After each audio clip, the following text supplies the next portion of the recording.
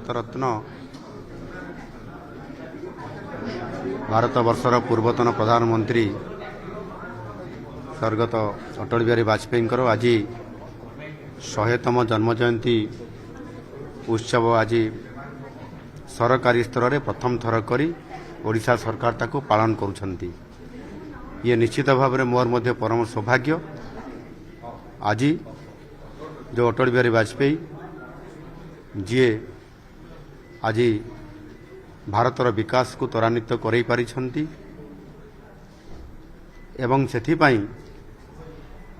ରାସ୍ତା ରୋଡ଼ଠୁ ଆରମ୍ଭ କରି ପିଇବା ପାଣିଠୁ ଆରମ୍ଭ କରି ବିଭିନ୍ନ ସମସ୍ୟାକୁ ସମ୍ମୁଖୀନ ହୋଇ ଯେଭଳି ଭାବରେ ସେ ତାର ସମାଧାନ କରିଛନ୍ତି ଏବଂ ନିରନ୍ତର ଭାବରେ ଦେଶର ଅନେକ ବିକାଶମୂଳକ କାମ କରିଛନ୍ତି। ସେଥିପାଇଁ ତାଙ୍କରି ଆଜିର ଏହି ଜନ୍ମଦିନର ଅବସରରେ ତାଙ୍କରି ଦିନକୁ ମଧ୍ୟ ଭାରତ ସରକାର ସୁଶାସନ ଦିବସ ହିସାବରେ ପାଳନ କରୁଛନ୍ତି ଏବଂ ପ୍ରଥମ ଥର କରି ଓଡ଼ିଶାରେ ନୂଆ ସରକାର ଆସିଲା ପରେ ନିଷ୍ପତ୍ତି ନେଲେ ଏବଂ ଏହାକୁ ସରକାରୀ ସ୍ତରରେ ସୁଶାସନ ଦିବସ ହିସାବରେ ଘୋଷଣା କରିବା ସହିତ ଆଜି ସାରା ଓଡ଼ିଶାରେ ପ୍ରତ୍ୟେକ ଜିଲ୍ଲାରେ ଏହାକୁ ଏକ ଜୟନ୍ତୀ ପାଳନ ହିସାବରେ ନିଆଯାଉଛି ଏବଂ ଆମର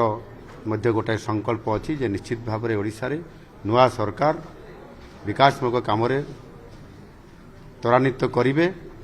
ଏବଂ ଲୋକଙ୍କୁ ନ୍ୟାୟ ଦେବେ, ଓଡ଼ିଶାର ବିକାଶ ହେବ ଏବଂ ନିଶ୍ଚିତ ଭାବରେ ଓଡ଼ିଶା ମଧ୍ୟ